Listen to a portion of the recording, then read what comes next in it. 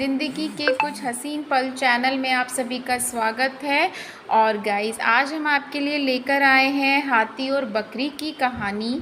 ये कहानी हमारे निपुण भारत मिशन के तहत वीक 5 की कहानी है, जो बिग बुक के द्वारा हमें बच्चों को करानी होती है। और मैं आशा करती हूँ कि इस वीक हमारे बच्चे हाथी और बकरी की कहानी सुनकर बहुत ही खुश होंगे और इस कहानी से वो कुछ जानवरों के नाम भी सीख जाएंगे। हाथी कैसा होता है, बकरी कैसी होती है, और इसके अंदर जो खरगोश है उसके बारे में बच्चे जानेंगे, सीखेंगे और नए शब्दों को जानेंगे। चलिए गाइस, शुरू करते हैं हम हाथी और बकरी की कहानी। जंगल में एक हाथी सो रहा था। बच्चों को हम इस चित्र को दिखाएंगे कि देखिए हाथी किस तरह से सो रहा है जंगल में, और हाथी कहाँ रहता है ये बच्चों को बताएंगे। बच्चे इससे जानेंगे।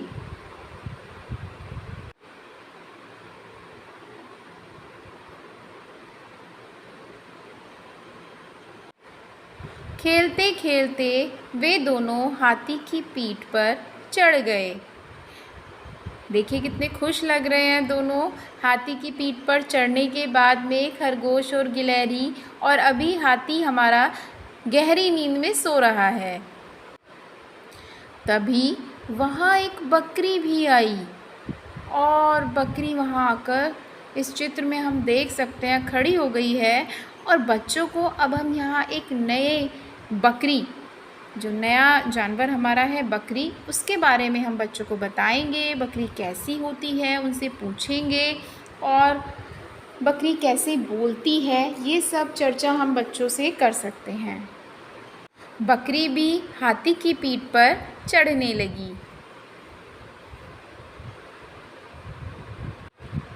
अचानक हाथी सोकर उठा और तीनों उसकी पीठ से गिर गए।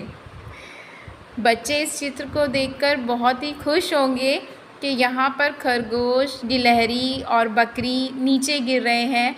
और हम बच्चों से यहाँ पर ये भी पूछ सकते हैं कि आपको इस चित्र में कितने जानवर दिखाई दे रहे हैं। आप उसको गिनकर बता सकते हैं, और बच्चे इसको यहाँ पर चित्र पर अपनी उंगली रखकर इनको गिन सकते हैं और यहाँ बता सकते हैं। गिलहरी और खरगोश भाग गए, मगर बकरी वहीं खड़ी रह गई। तो देखिए यहाँ हम बच्चों को एक नई शिक्षा हम दे सकते हैं कि हमें कभी किसी से डरना नहीं चाहिए।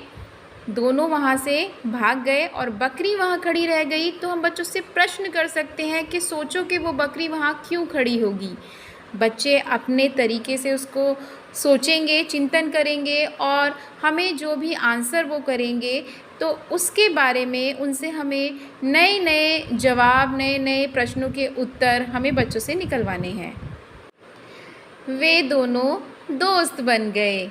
जब हम बच्चों को ये बताएंगे कि आखिर में हाथी और बकरी दोस्त बन गए, तो बच्चे इस बात को समझेंगे कि अगर हम किसी से डरेंगे नहीं, हम निडर होकर डटे रहेंगे किसी भी काम के लिए, तो हमें उसमें सफलता ज़रूर मिलेगी। ये सीख हम बच्चों को दे सकते हैं इस कहानी के माध्यम से। और हम इसमें बच्चों से नए शब्द पूछेंगे कि आपने इस कहानी में कौन कौन से नए शब्दों को जाना। जैसे बच्चे हमें बताएंगे हाथी, गिलहरी, बकरी, खरगोश, इनके बारे में जाना, पीठ के बारे में जाना। तो बच्चे इन सब शब्दों को बताएंगे, और उन शब्दों को हम तुड़वाकर फिर बच्चों से वर्ण के बारे में चर्चा भी कर सकते हैं। इस कहानी के माध्यम से हम चित्र दिखाकर बच्चों से एक चित्र भी बनवा सकते हैं कि बच्चे कहानी के चित्र को देखकर उसको अपनी तरह से अपनी ड्राइंग बुक में बनाने की कोशिश करें। तो गाइस, मुझे लगता है कि इस कहानी के माध्यम से हमारे बच्चे बहुत सारी चीज़ें सीख सकते हैं, और ये कहानी उनके लिए बहुत ही सक्सेसफुल रहेगी। तो थैंक यू एवरीवन, हमारी इस वीडियो को वॉच करने के लिए। हमारे चैनल को सब्सक्राइब कीजिए और हमारी वीडियो को लाइक कीजिए और शेयर कीजिए। Thank you guys.